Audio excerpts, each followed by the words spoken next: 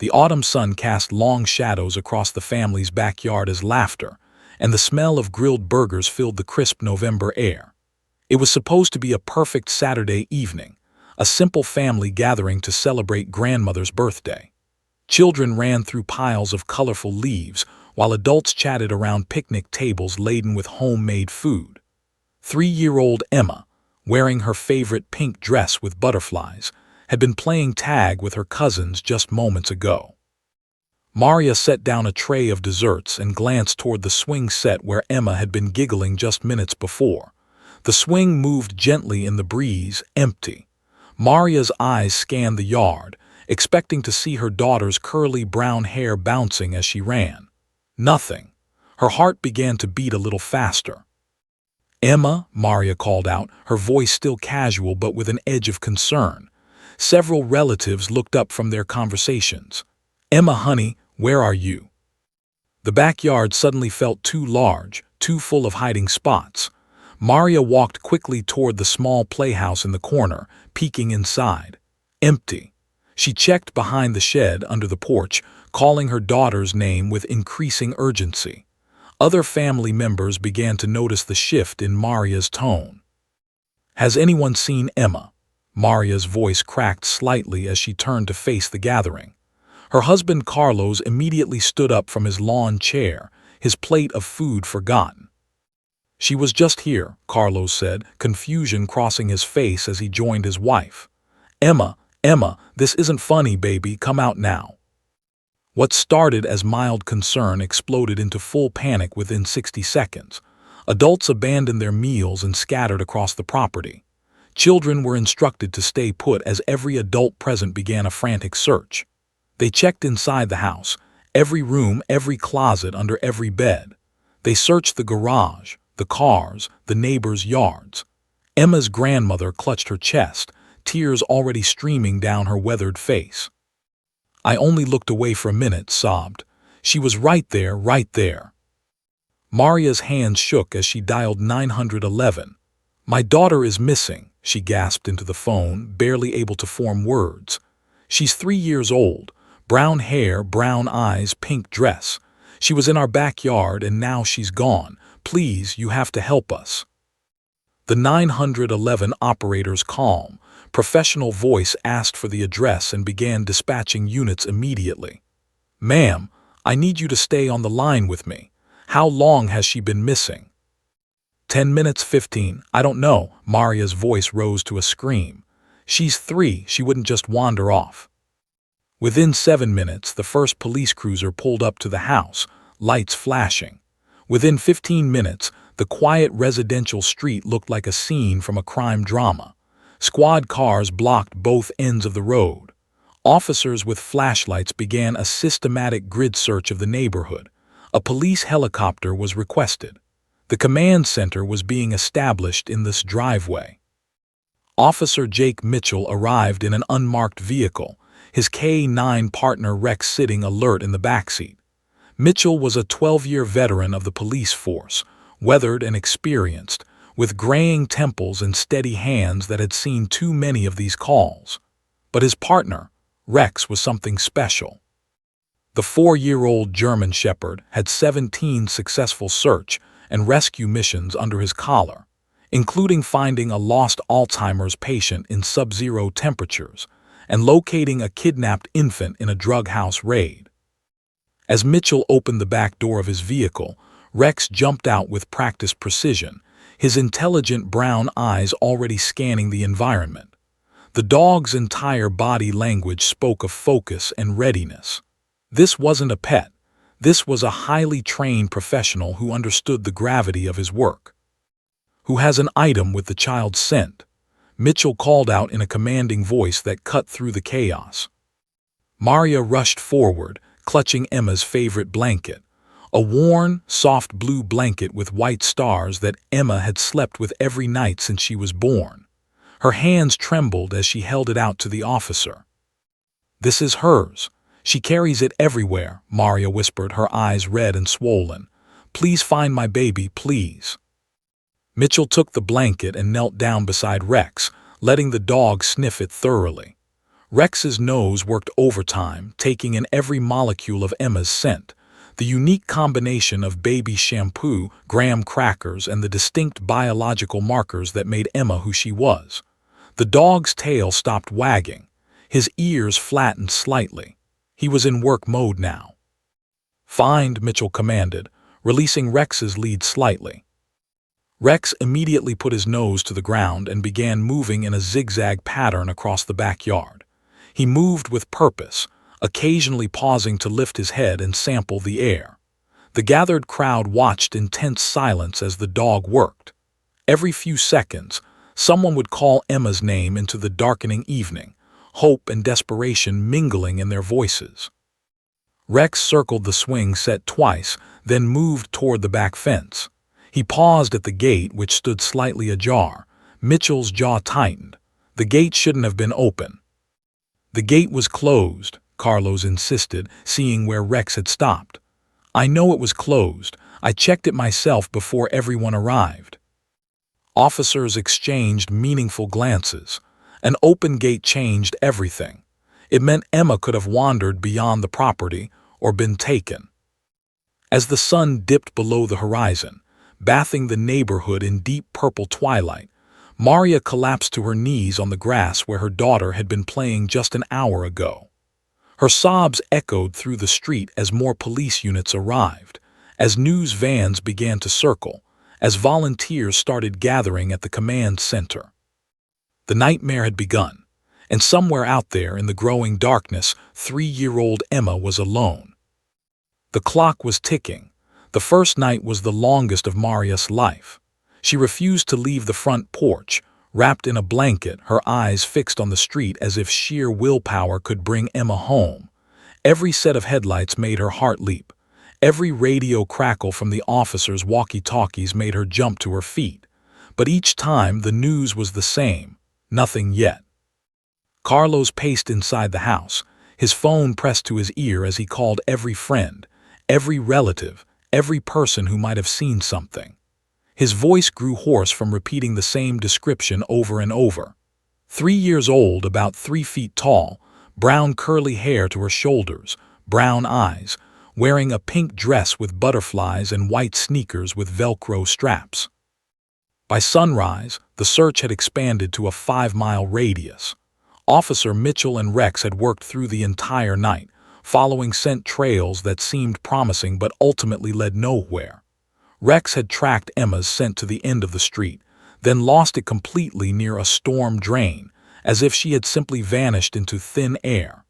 Mitchell had seen this before, and it never meant anything good. The morning brought media attention. News vans lined the street, satellite dishes extending toward the sky like mechanical flowers. Reporters with perfectly styled hair and somber expressions delivered updates to cameras. Emma's kindergarten photo, the one where she was missing her 2 front teeth and grinning widely, appeared on every local channel.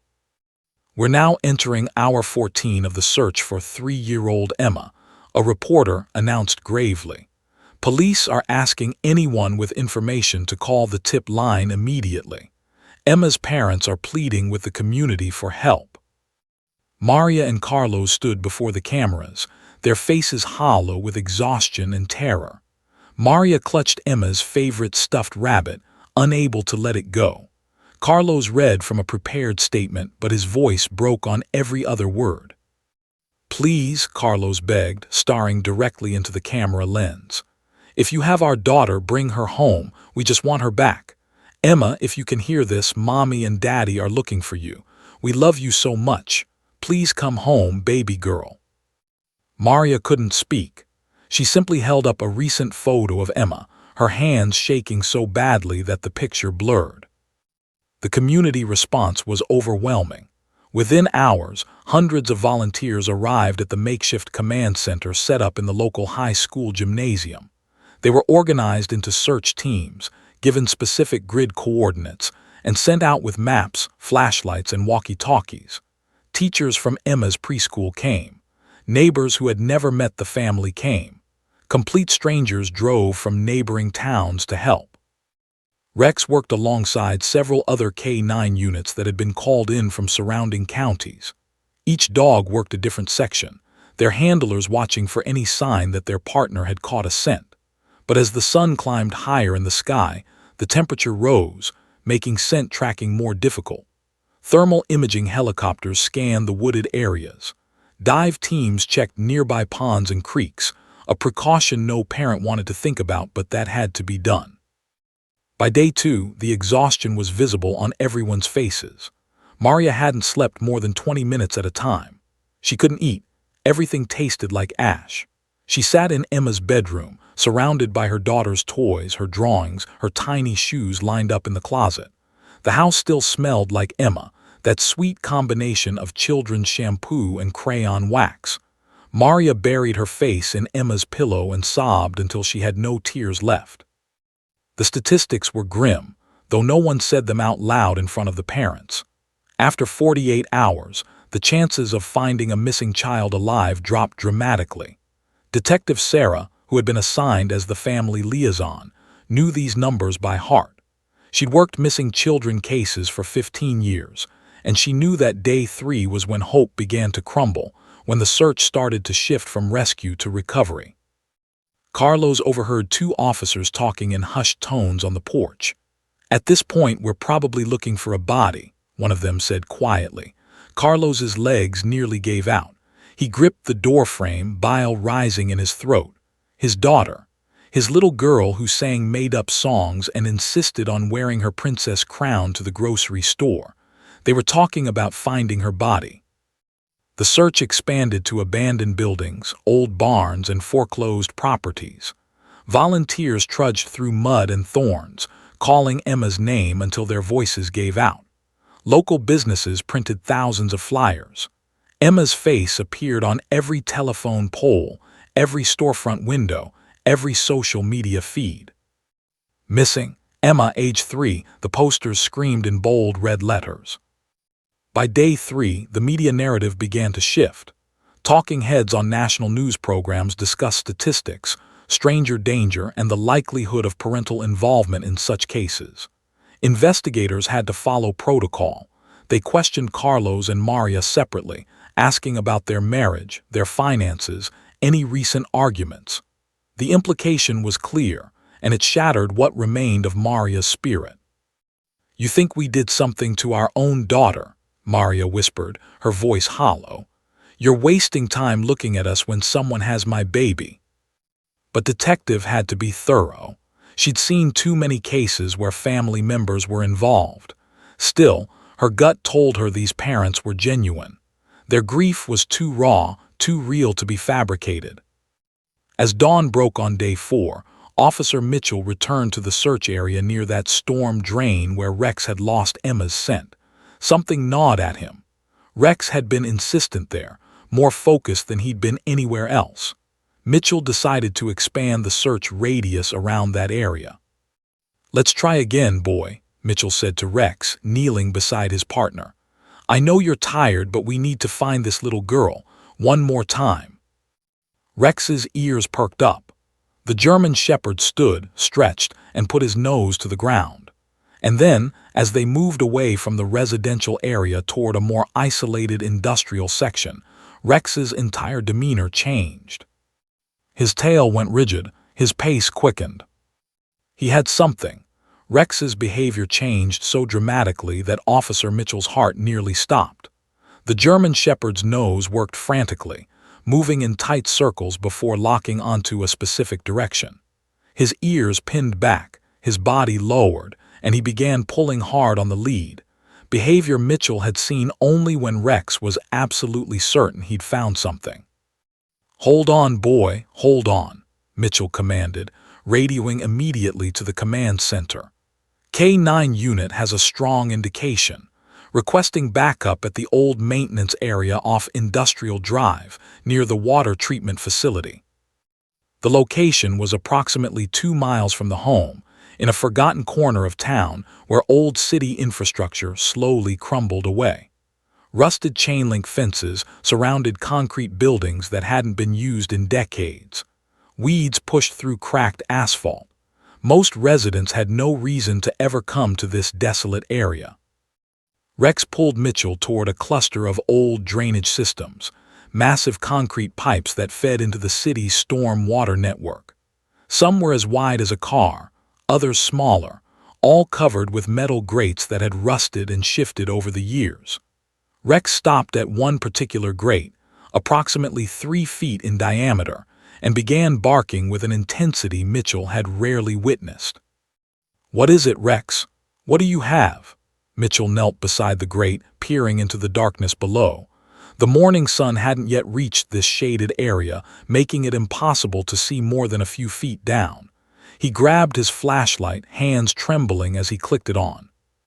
And then he heard it, a sound so faint he thought he might have imagined it, a whimper, a small, weak, unmistakably human sound coming from the darkness below. "Emma," Mitchell shouted into the drain. "Emma, can you hear me?" Another sound, weaker this time, but definitely there. "We found her, we found her," Mitchell screamed into his radio, his voice cracking with emotion. "She's in the storm drain, get medical here now, and someone call her parents." Within minutes, the area swarmed with emergency vehicles.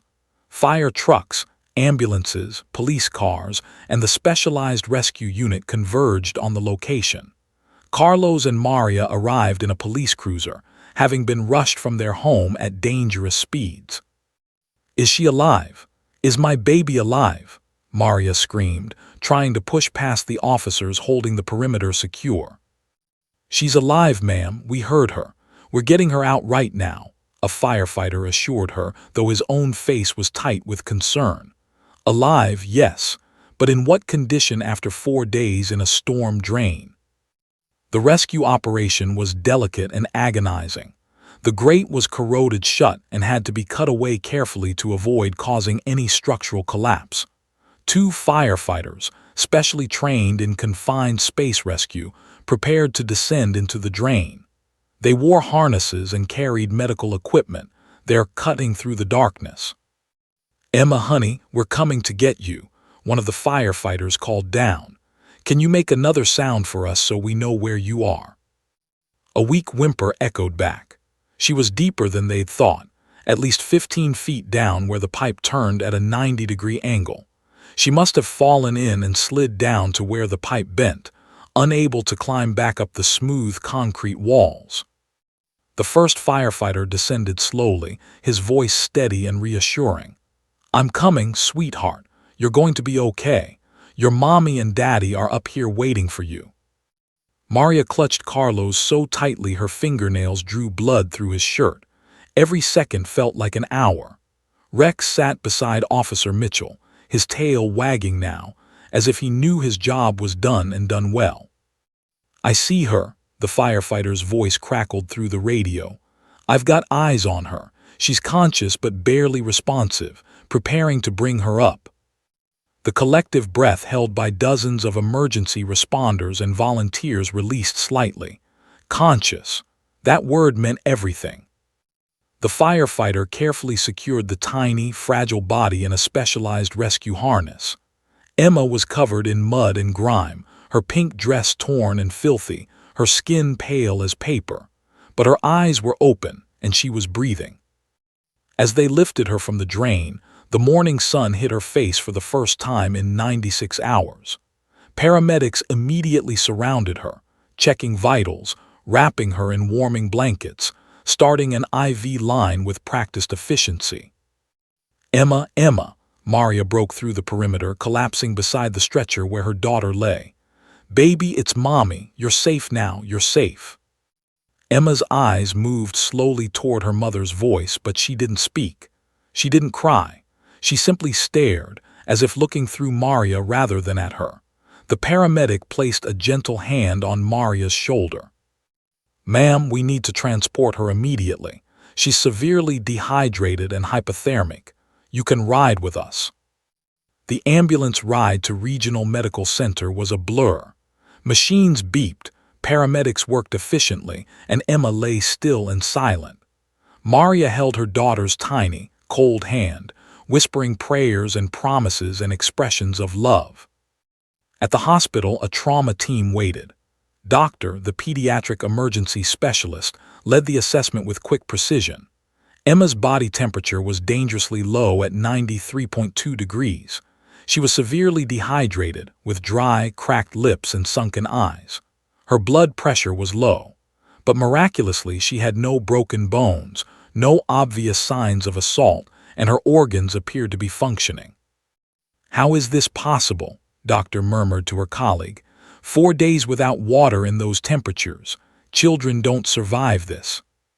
But Emma had. Perhaps it was the cool, damp environment of the concrete drain that had actually preserved her, keeping her body temperature from rising to dangerous levels.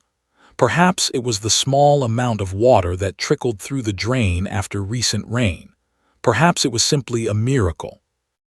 News of Emma's rescue spread faster than wildfire. Within an hour, it was national news. Video footage of Rex at the scene, proudly sitting beside Officer Mitchell, went viral. The dog became an instant hero, his intelligent face appearing on every news channel, every website, every social media platform. That evening, as Emma slept in a hospital bed surrounded by monitors and IV bags, Carlos stood at the window overlooking the parking lot where hundreds of well-wishers had gathered with balloons and signs. Reporters gave updates to cameras. Rex's story was being told and retold. But inside room 304, the real story was just beginning. Emma lay silent and still, her eyes open but distant. The doctors called her survival miraculous. Her body was healing. But something inside Emma had broken in that darkness, and no one yet knew if it could ever be repaired. Emma spent 5 days in the hospital. Physically, she made remarkable progress. Her body temperature normalized. The IV fluids rehydrated her small body. The scratches and bruises began to heal. But as the physical wounds faded, the psychological damage became increasingly apparent. She didn't speak, not a single word. At first, the doctors assured Maria and Carlos this was normal. "She's been through tremendous trauma," Doctor explained gently. "Give her time. The body heals faster than the mind. Children process trauma differently than adults." But days turned into weeks, and Emma remained locked in her silence. She would sit for hours staring at nothing, her once bright eyes now dull and vacant. The little girl who had sung constantly, who had chattered non-stop about butterflies and princesses and what she wanted for lunch, now communicated only through the smallest gestures, a nod, a head shake, sometimes not even that. Maria tried everything. She brought Emma's favorite toys, her beloved stuffed animals, her princess dresses. She played Emma's favorite songs and read her favorite bedtime stories. Carlos made silly faces and told jokes that used to make Emma dissolve into giggles. Nothing worked. Emma would occasionally glance at them, acknowledging their presence, but the spark that made her Emma was simply gone. The nightmares were the worst part. Every single night, Emma would wake up screaming, not words, just primal, terrified screams that shattered the quiet house. Maria would rush to her daughter's room to find Emma sitting bolt upright in bed, her eyes wide with terror, her small body drenched in sweat. But even in the throes of nightmares, Emma wouldn't speak. She would just scream and cry silent tears. "What did you see down there, baby?" Maria would whisper, holding her daughter close. "What happened to you?" But Emma's lips remained sealed, guarding whatever horrors she had witnessed in that dark drain. 3 weeks after the rescue, Maria and Carlos sat across from Dr. Sarah, a child psychologist who specialized in trauma. Doctor's office was warm and welcoming, filled with toys and soft lighting designed to make children feel safe. Emma sat on the floor nearby, mechanically moving a toy car back and forth, in an endless repetitive motion. "I've reviewed Emma's case thoroughly," Doctor said, her voice professional but compassionate. "What Emma is experiencing is severe post-traumatic stress disorder, complicated by selective mutism. Essentially, her brain has decided that silence is the safest response to what she experienced." "But she's safe now," Carlos said desperately. "She's home, she's with us. Why won't she talk to us? Doctor leaned forward, choosing her words carefully. In Emma's mind, she's not safe. Part of her is still trapped in that drain. Selective mutism is a protective mechanism. Her brain has essentially decided that speaking is dangerous. This often happens when a child experiences something so terrifying that they can't process it through normal means. What could have been so terrible? Maria's voice broke. She fell in a drain. It was dark and scary, but... That's what we need to understand, Doctor interrupted gently. Emma's physical examination showed no signs of assault or abuse, which is a blessing. But something happened during those 4 days that traumatized her beyond the physical experience of being trapped. Something she saw, or heard, or experienced that her 3-year-old mind couldn't cope with. The therapy sessions began immediately. Doctor employed every technique in her arsenal: play therapy, art therapy, sand tray therapy, even music therapy. Emma would occasionally engage with the activities, but she never spoke. She would draw pictures, mostly in black and dark blue, images that Doctor found concerning. Dark spaces, shadowy figures, and always bars or lines that looked like she was drawing the world from behind a cage. These are troubling, Doctor admitted to the parents during a private consultation. Emma is expressing feelings of imprisonment and fear. There's also this recurring element in her drawings. She pointed to a shadowy figure that appeared in many of Emma's pictures. She draws this shape repeatedly. It could be a person, or it could be her mind's way of representing fear itself. Investigators reviewed the case again, looking for anything they might have missed. Detective visited the drain site multiple times, trying to understand what Emma might have experienced. The drain was simply a drain, concrete, dark, damp. There was evidence that a homeless person had been in the area recently, and they tracked down a man named Thomas Henley who had been squatting in the abandoned buildings nearby.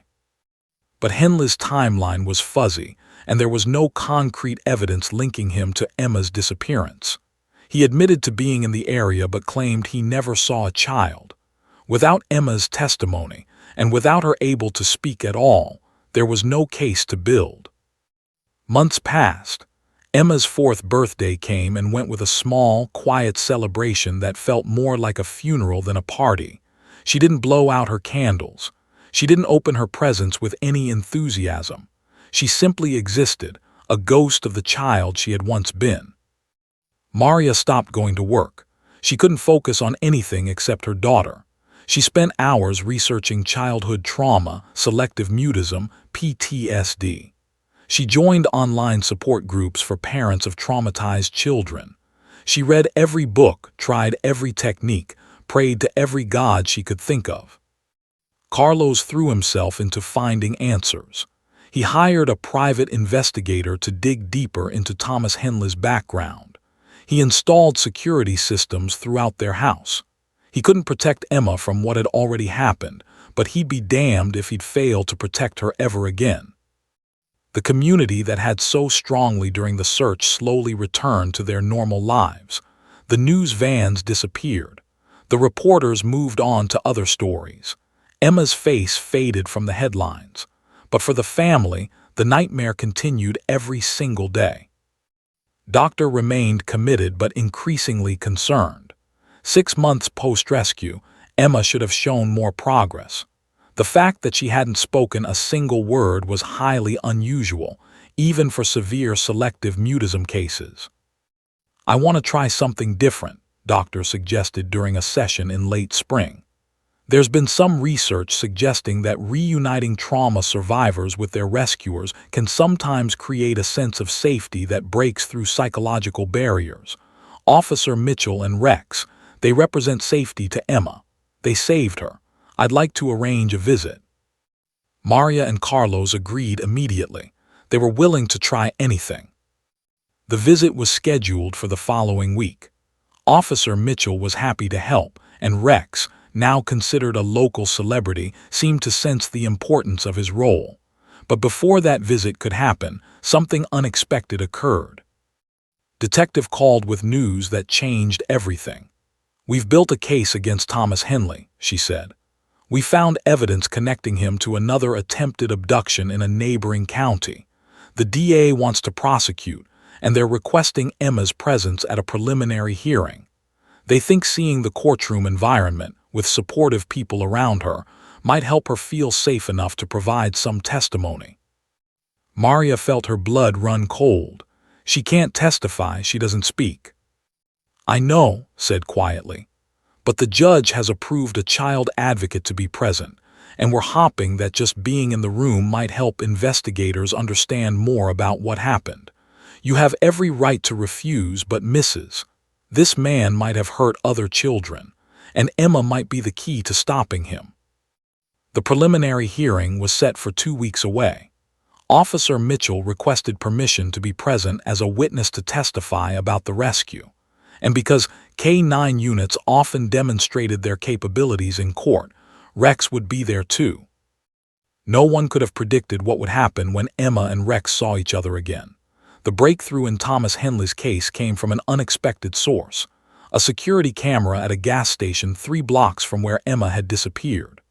The footage, previously overlooked in the initial investigation, showed Henley purchasing zip ties, duct tape, and children's candy on the afternoon of Emma's disappearance. His timeline, which he'd claimed put him miles away, was proven false. Detectives sat across from Maria and Carlos in their living room, a thick file folder on her lap. Emma was upstairs with a caretaker, engaged in one of her therapy sessions. The detective's expression was grave. We've been building a case for the past 3 months, explained. Henley has a record, nothing violent before this, mostly petty theft and trespassing, but his pattern of behavior is concerning. After Emma's case, we started investigating similar incidents in neighboring counties. Carlos leaned forward. You found something. We found 3 other cases over the past 2 years. Young girls, ages 3 to 5, who reported a scary man approaching them in public places. 2 were at parks, 1 at a shopping mall. In each case, the man tried to lure them away with promises of candy or a lost puppy. Fortunately, parents or witnesses intervened before anything happened, but the descriptions all match Henley. Maria's hand flew to her mouth. He was targeting children. We believe so.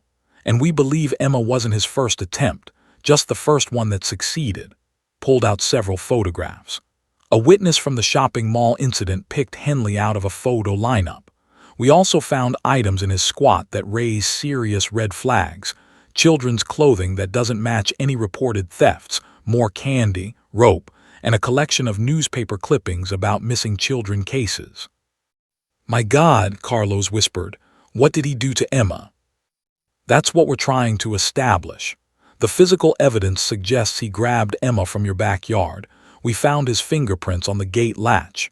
We believe he panicked when he heard people searching and put Emma in that drain, intending to come back for her later. But the search was too intense, too immediate. He couldn't risk returning. He left my baby to die in that drain. Maria's voice was hollow. He put her there and abandoned her. Nodded grimly. That's our theory. The DA believes we have enough to charge him with kidnapping, child endangerment, and attempted murder, but there's a complication. Emma, Carlos said immediately. Yes, without Emma's testimony or at least her presence in court to establish the full scope of trauma and intent, the defense will argue everything is circumstantial. They'll claim Henley was just in the wrong place at the wrong time, that maybe Emma wandered off on her own and he had nothing to do with it. But the evidence is strong but not ironclad, interrupted. A good defense attorney can create reasonable doubt. The fingerprint on the gate. He could claim he was walking by and touched it days earlier. The gas station purchases. He'll say they were for personal use. The witness identifications from the other incidents. He'll challenge their reliability. Maria stood abruptly, packing to the window. You want Emma to testify. You want my daughter, who hasn't spoken a word in 6 months, to sit in a courtroom and face the man who destroyed her life. Not testify, necessarily, but the judge has approved a preliminary hearing where Emma can be present with a child advocate. Sometimes, just having the victim present helps establish the reality of the crime for the court. And there's another consideration. What? Carlos demanded. If we can't prosecute Henley successfully, he walks free. And if he walks free, he will likely do this again. Maybe next time the child won't be as lucky as Emma. The weight of that statement settled over the room like a suffocating blanket. Maria closed her eyes, tears streaming down her face. The choice was impossible: protect Emma from further trauma, or potentially save another child from experiencing what Emma had endured. That evening after left, Maria and Carlos talked long into the night. They consulted with Doctor, who acknowledged the risk but also noted that facing trauma in a controlled, safe environment sometimes helped victims begin healing. The courtroom will have people Emma trusts. You, me, detective, Doctor explained. We'll prepare her as much as possible. And honestly, Emma is already reliving her trauma every single night in her nightmares. Sometimes confronting the source of fear with support can actually reduce its power. What if it makes her worse? Maria asked desperately. That's a risk, but Maria, Carlos, Emma isn't getting better on her current trajectory. 6 months without progress is concerning. Sometimes we need to try something different, even if it's frightening. The decision was made. Emma would attend the preliminary hearing. The prosecution team worked with Doctor to prepare Emma as gently as possible. They showed her pictures of the courtroom. They explained, in simple terms a 4-year-old could understand, that she would be in a room with mommy and daddy and nice people who wanted to help keep her safe. They didn't mention Henley directly, afraid it might trigger a severe reaction. Officer Mitchell learned he would be testifying about the rescue operation. The prosecution wanted to demonstrate the extensive search effort and the condition Emma was found in. Because K-9 units often demonstrated their capabilities and procedures in court, Mitchell requested permission to bring Rex as part of his testimony. The request was approved without much thought. No one realized the significance of that decision. Thomas Henley, for his part, sat in county jail awaiting the hearing with surprising confidence. His public defender, a sharp woman named Torres, had reviewed the evidence and assured him the case was weak. They have no witnesses, no confession, and a victim who can't speak, Torres told him. Reasonable doubt is absolutely achievable. Henley said little during their meetings, but Torres noticed something unsettling about her client. When discussing Emma, his expression never changed. No remorse, no empathy, nothing. It was like discussing a stolen car rather than a traumatized child. The preliminary hearing was scheduled for June 15th, exactly 7 months after Emma's rescue. The purpose was to determine if there was sufficient evidence to proceed to trial. The prosecution would present their case, and the judge would decide if it met the threshold for criminal prosecution. The night before the hearing, Maria couldn't sleep. She checked on Emma repeatedly, watching her daughter's fitful sleep, listening to her whimper in the grip of nightmares.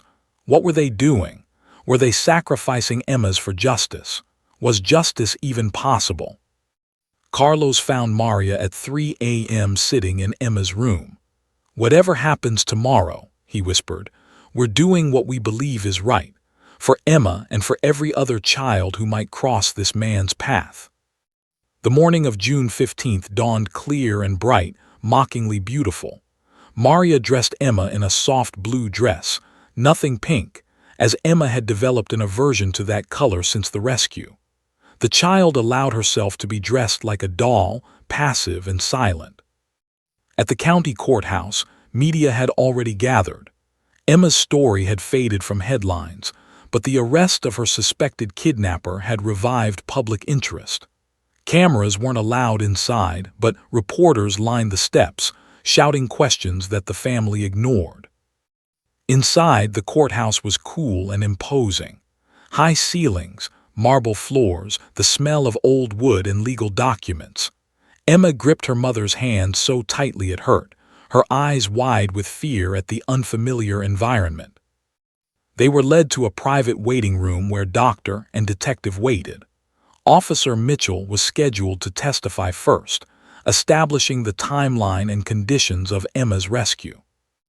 And in another room, Thomas Henley sat with his attorney, waiting to face the child he'd left to die. None of them knew that in less than an hour, 2 words from a silent child would change everything. The preliminary hearing began at 10 a.m. in Judge's courtroom. Judge, a stern woman in her 60s with silver hair and piercing blue eyes, had a reputation for being fair but exacting. She'd presided over hundreds of cases involving children, and she understood the delicate nature of what was about to unfold. Emma sat in a special child-friendly room adjacent to the main courtroom, separated by a one-way mirror. She could see everything happening in the courtroom, but those inside couldn't see her unless she chose to enter. Doctor sat beside her, along with Maria, while Carlos remained in the courtroom proper as the family representative. The room was designed to be non-threatening, soft chairs, gentle lighting, toys scattered about. But Emma sat rigid and still, her hands clasped in her lap, staring at the floor. She hadn't looked up once since they'd entered the courthouse. "Emma, sweetheart," Doctor said softly, "you're safe here. Mommy's right here with you. Nothing bad is going to happen. We're just going to sit here quietly, and if you want to leave at any time, we can leave. Okay?" Emma didn't respond. She simply sat, a tiny statue of a child, locked somewhere deep inside herself. In the main courtroom, Assistant District Attorney Michael Hayes began presenting the prosecution's case. He was a man in his 40s with graying temples and a commanding presence honed by 20 years of courtroom experience. He methodically laid out the evidence, the timeline, the security footage, the fingerprints, the witness testimonies from the other attempted abductions. Thomas Henley sat at the defense table, dressed in an orange jumpsuit, his expression blank.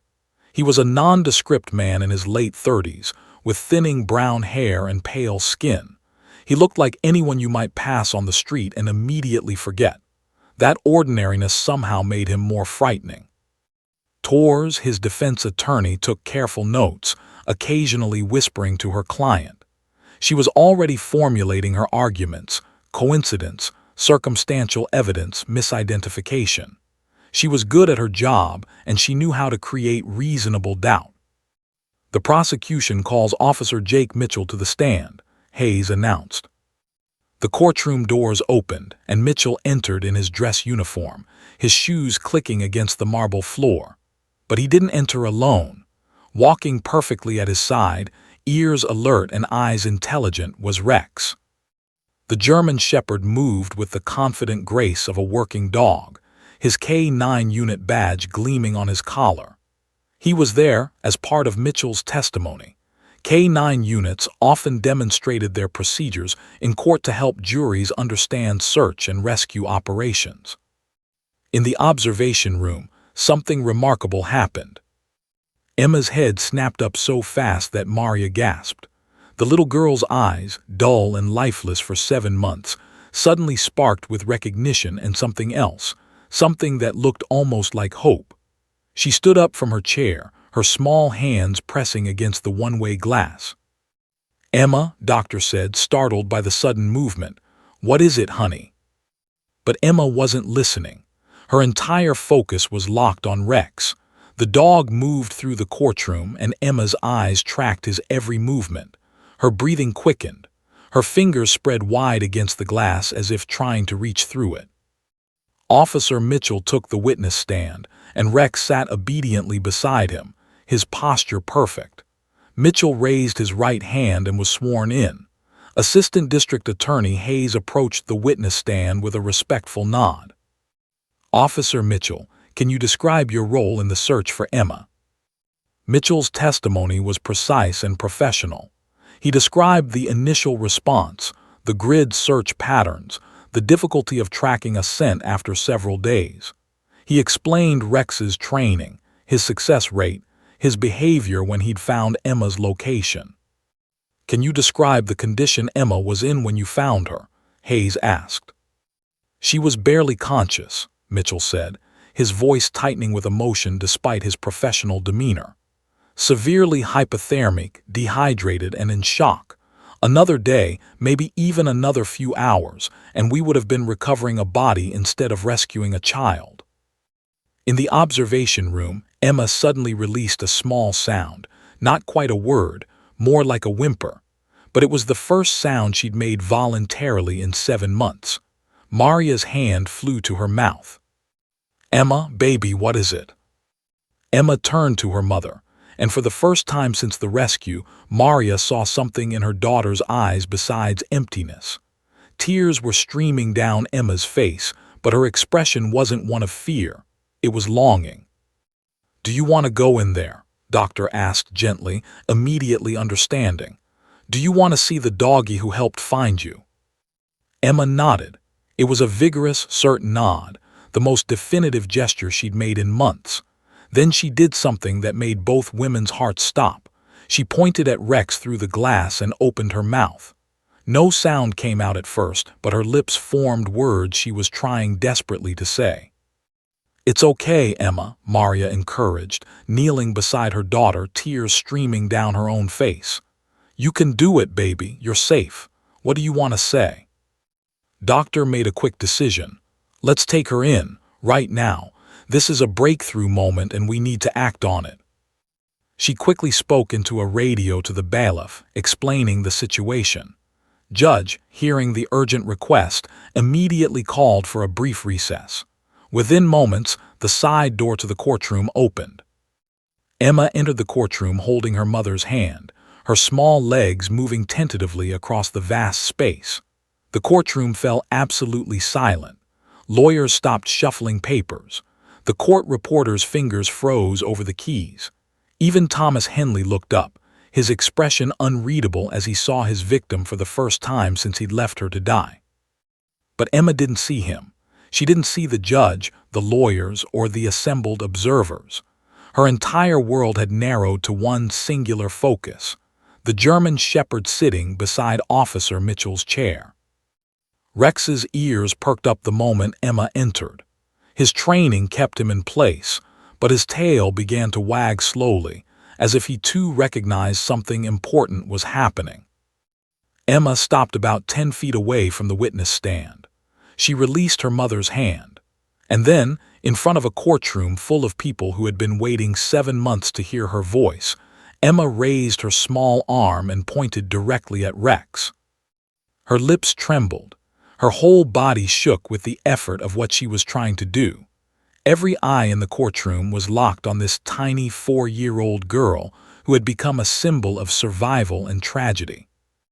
Officer Mitchell, sensing what was happening, looked at the judge. Judge gave an almost imperceptible nod. Mitchell quietly gave Rex the command to approach.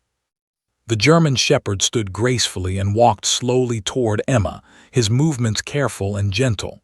He stopped directly in front of her, sitting down, his face level with hers. Emma looked into Rex's brown eyes, eyes that had found her in the darkness, eyes that represented safety and rescue, and everything good that had pulled her from nightmare into light. And then, clear as a church bell on a quiet morning, Emma spoke her first words in 7 months. The courtroom would never forget what she said. Time seemed to stop. The courtroom held its collective breath as Emma stood face to face with Rex, her small hand still raised, pointing at the German shepherd who had saved her life. The silence was so profound that people could hear their own heartbeats, the soft hum of the air conditioning, the rustle of fabric as someone shifted nervously in their seat. Emma's lips trembled. Her brown eyes, which had been vacant and lifeless for 7 agonizing months, now brimmed with tears. But these weren't tears of fear or pain. They were tears of recognition, of connection, of a soul finally finding its way back from the darkness. Rex remained perfectly still, his intelligent eyes locked on Emma's face. His tail had stopped wagging. It was as if the dog understood the sacred nature of this moment, understood that this little girl needed him to be exactly what he was: steady, safe, present. Emma took a shaky breath. Her mother stood frozen behind her, one hand pressed to her mouth, the other reaching out but not quite touching her daughter, afraid that any contact might break whatever fragile spell was forming. Doctor stood in the doorway, tears already streaming down her professional composure. Carlos had half risen from his seat in the gallery, his face a mixture of hope and fear. And then Emma spoke. "My friend." 2 words, simple, clear, spoken in a small voice that cracked with months of disuse but unmistakable in their clarity and meaning. "My friend," Emma repeated, louder this time, more certain. The courtroom erupted. Several people in the gallery began crying openly. The court reporter's hands flew to her face, tears splashing onto her keyboard. Assistant District Attorney Hayes turned away, his shoulders shaking. Even the bailiff, a grizzled veteran who'd seen everything in his 30 years on the job, wiped his eyes with the back of his hand. Judge's gavel hand trembled, but she didn't strike it. She simply watched, her own eyes glistening, as something miraculous unfolded in her courtroom. Maria collapsed to her knees behind Emma, sobbing so hard her whole body shook. "Yes, baby. Yes, that's right, your friend." But Emma wasn't finished. Having broken through the wall of silence that had imprisoned her for so long, words suddenly began tumbling out like water from a broken dam. "My friend found me," Emma said, now looking up at Officer Mitchell, then back to Rex. "I was scared.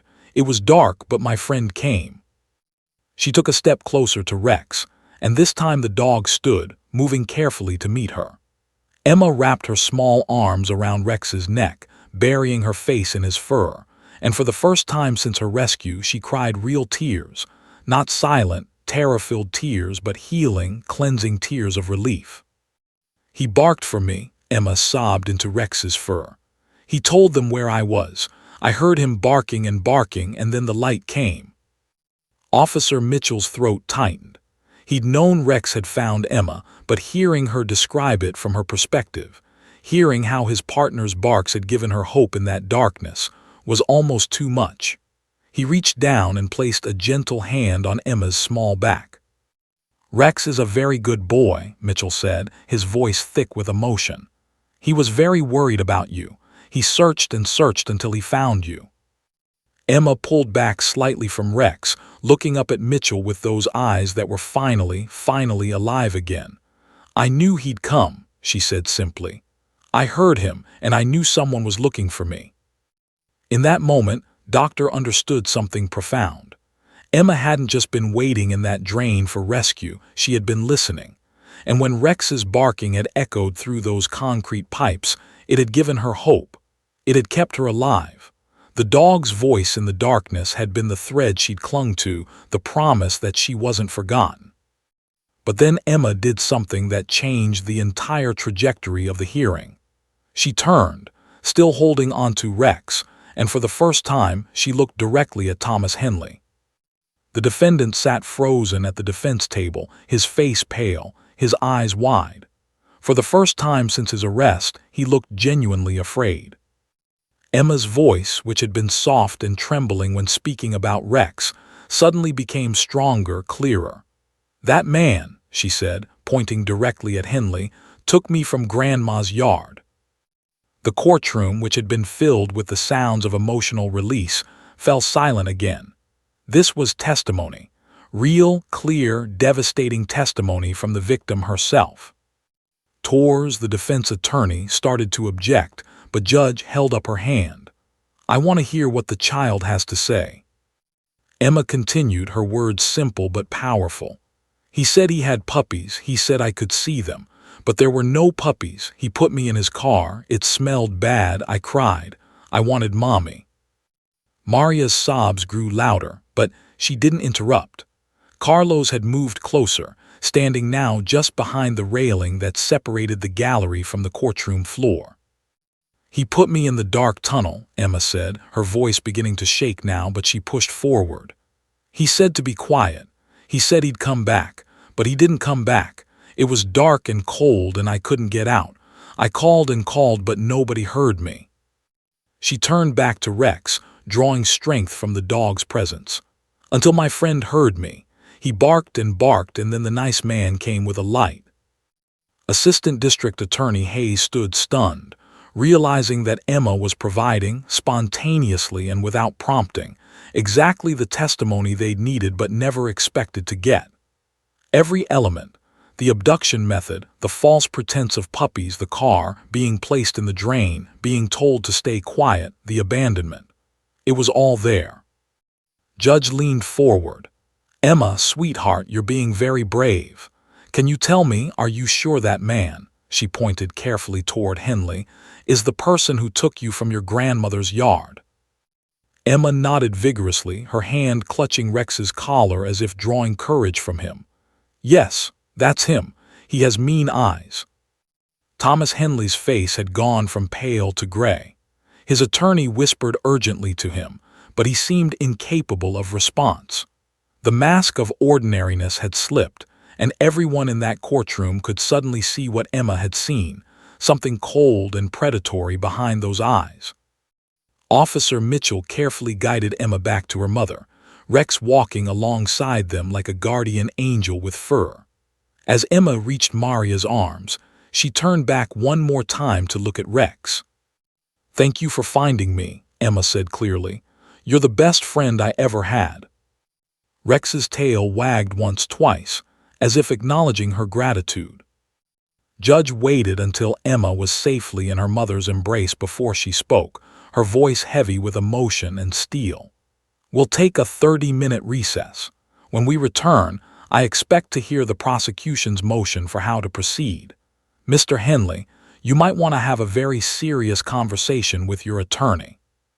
As the courtroom emptied, the weight of what had just occurred settled over everyone present. A child who hadn't spoken in 7 months had found her voice in the presence of the dog who'd saved her life. And in finding her voice, she'd sealed the case against the man who'd tried to destroy her. The video of Emma's testimony, carefully recorded by the court but with her face obscured to protect her identity, would eventually be released to media outlets. Within 24 hours, it had been viewed by over 50 million people worldwide. The image of a small girl embracing a German shepherd while speaking her first words in months became one of the most shared moments in social media history. But in that courtroom, in that moment, it wasn't about viral videos or public attention. It was about a broken child finding healing in the most unexpected place, in the unwavering loyalty and courage of a four-legged hero who had refused to give up on her. 2 words had started it all: "My friend." And those 2 words had changed everything. The video clip lasted only 2 minutes and 37 seconds, but it changed the world. Carefully edited to protect Emma's identity, with her face blurred and her voice slightly altered, the footage showed the essential moment: a small figure pointing at a German shepherd and saying, "My friend," followed by the emotional embrace. By the next morning, it had been shared across every social media platform imaginable, translated into 47 languages, and viewed by over 50 million people. News anchors choked up while reporting the story. Talk show hosts dedicated entire segments to discussing the healing power of therapy animals. The video spawned a movement, with the hashtag Emma's Hero trending worldwide for 3 straight days. But beyond the viral moment, real change was happening. Thomas Henley's defense collapsed within hours of Emma's testimony. Faced with the clear, credible testimony of his victim, combined with the physical evidence and witness statements, his attorney advised him to accept a plea deal. He was sentenced to 15 years for kidnapping, child endangerment, and attempted murder, with additional charges related to the other attempted abductions. He would be eligible for parole only after serving at least 12 years. For Maria and Carlos, justice felt hollow compared to what they'd lost: 7 months of their daughter's childhood, stolen by fear and trauma. But they took comfort in knowing that Henley would never hurt another child during those years behind bars. The real story, however, was Emma's recovery. The breakthrough in the courtroom had cracked open the door, but walking through it required work, patience, and one very special German shepherd. Officer Mitchell visited the home 3 days after the hearing, Rex at his side. When Emma opened the door and saw her friend, her face lit up with pure joy, an expression her parents hadn't seen in so long they'd almost forgotten what her happiness looked like. "Can Rex come play?" Emma asked, the words still tentative but growing stronger each day. "That's why we're here," Mitchell said with a warm smile. "Rex has been asking about you."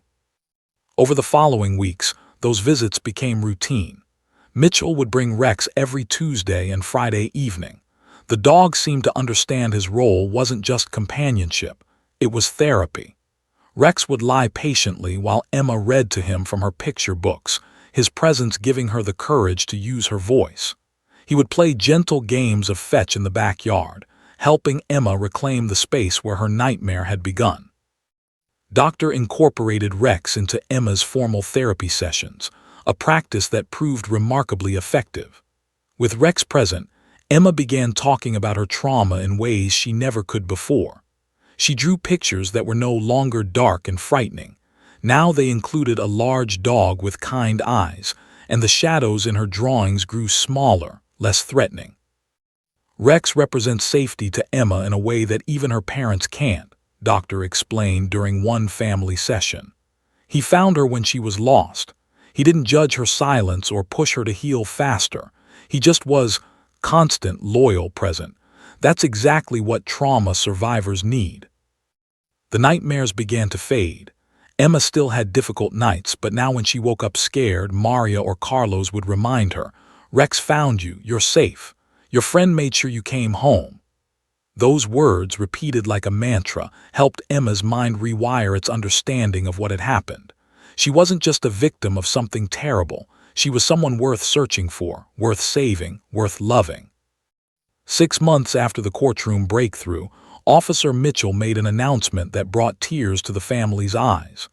Rex was retiring from active K-9 duty. At age 5, after 18 successful search and rescue missions, he had earned his rest. "I've been thinking," Mitchell said carefully, sitting in the living room with Emma curled up against Rex on the floor. "Rex is officially retiring next month. Police dogs usually go home with their handlers, but in this case, well, I think Rex has already chosen his home." Emma looked up sharply, her eyes wide.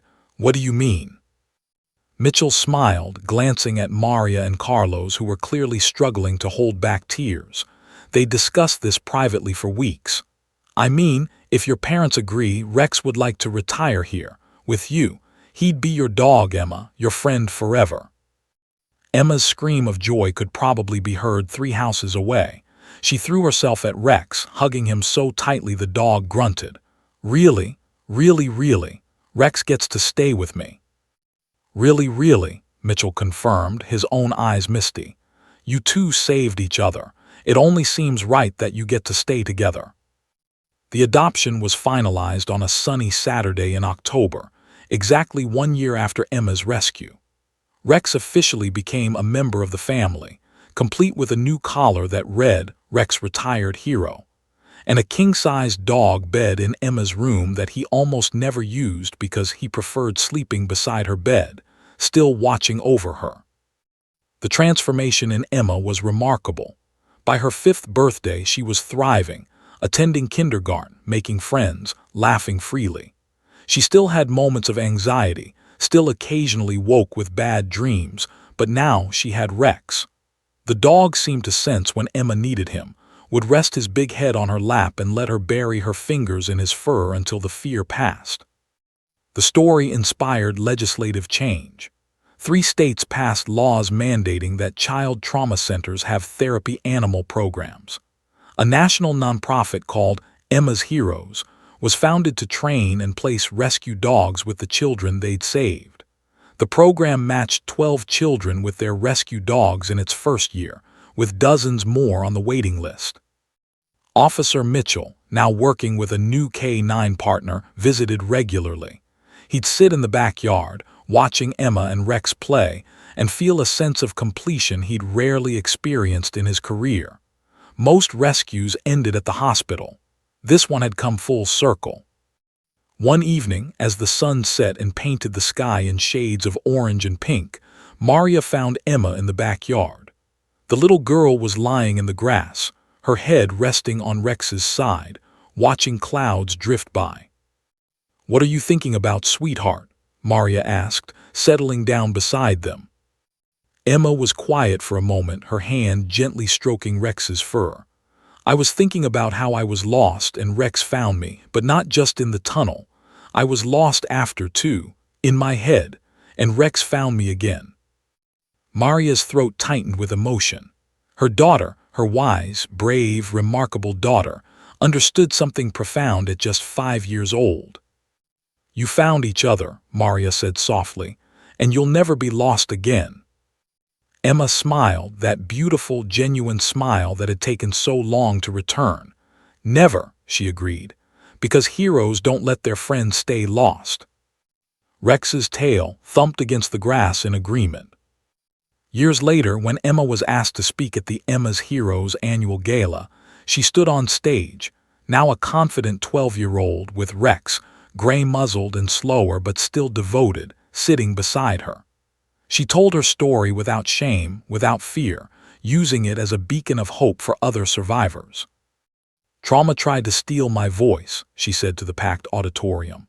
"It tried to steal my joy, my childhood, my future, but it couldn't steal what mattered most, the people and the animals who loved me enough to never stop searching, never stop believing, never stop hopping. My friend Rex saved my life twice, once from a drain and once from the darkness that came after. That's what heroes do. They save you and they stay." The audience rose in a standing ovation. Rex, ever professional even in retirement, sat perfectly still beside Emma, his tail wagging slowly. The viral video that had started it all was now part of internet history, viewed over 500 million times. But the real story wasn't in those 2 minutes and 37 seconds of footage. It was in the thousands of quiet moments that followed, the therapy sessions, the nighttime reassurances, the gradual rebuilding of a shattered child's sense of safety and trust. It was in the bond between a girl and a dog who had both done their jobs perfectly. Emma had survived, and Rex had refused to give up until he found her. Sometimes the heroes we need have 4 legs, fur, and an unwavering belief that lost things can always be found. And sometimes, 2 simple words, my friend, are enough to change everything, to break through darkness, and to remind the world that healing is always possible when love refuses to give up. Emma was lost, but she was found. And in being found, she learned that some friendships transcend words, transcend species, transcend even the deepest trauma. Some friendships are simply meant to be written in the stars, forged in darkness, and celebrated in the light of recovery and hope. This was Emma's story. This was Rex's story. But more than anything, it was a story of what happens when courage meets compassion, when training meets heart, and when a child and a dog prove that the strongest bonds are often formed in our darkest moments. The story that stunned millions had a simple truth at its core. We all need a friend who will never stop searching, never stop believing, and never stop loving us, even when we've lost ourselves. Emma found that friend, and in finding him, she found herself again.